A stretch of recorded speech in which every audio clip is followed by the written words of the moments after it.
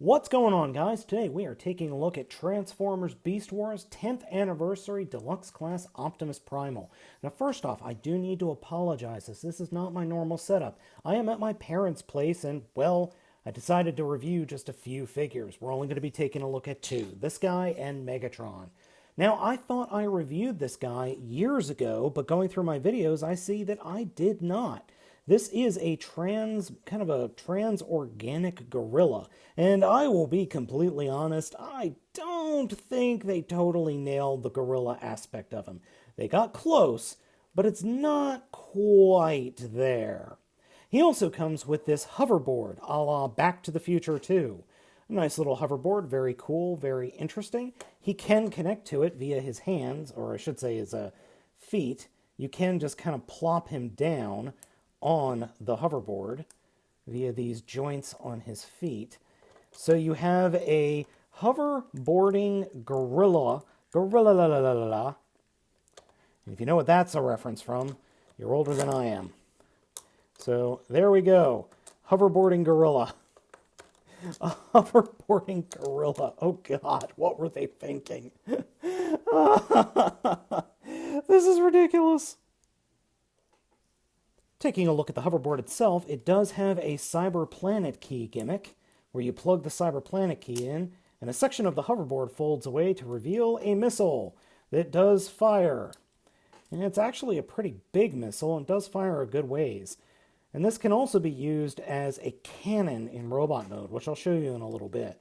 Though, as Cyber Planet key gimmicks go, I'm kind of glad they kept it out of the figure, so to speak, where they have an accessory that does it. I appreciate that, because knowing Hasbro, this Cyber Planet key would go right up the gorilla's, well, you know where. Primal's transformation is actually pretty cool. Sorry if you heard somebody yelling, that's my dad, he's watching the Eagles game. So first off, flip up the arm guards, or the wrist guards, to form the robot feet. Open up the gorilla face, and flip that down and fold that up into the open cavity. Then kind of work your finger into the base of the gorilla's crotch to flip open these panels. And flip them all the way up like that. And then flip the gorilla head down and flip the gray section that's behind the gorilla head up. And that will allow the arms to come together. Flip that down to form the butt. Flip this up and out of the way and rotate this whole section around. And then while you do that, open up this inner section. Oh, geez, this is a lot harder than it looks because there's a head in there. And just getting everything out of the way so you can clear this section to fold over is the hardest part. Then you're supposed to be able to open up this section here to flip out the head. I'm going to reverse the transformation a little bit so we can get the head exposed. Open that section up, flip the silverback part around, fold that section that I was talking about earlier down and peg it into place, and then just start fiddling around and getting everything situated.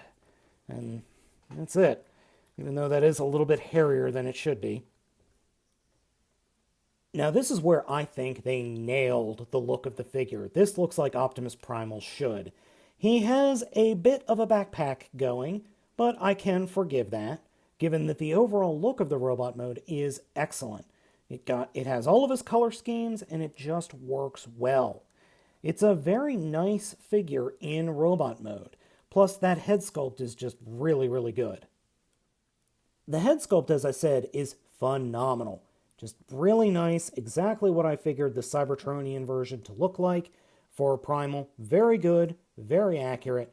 One of my favorite head sculpts for Optimus Primal.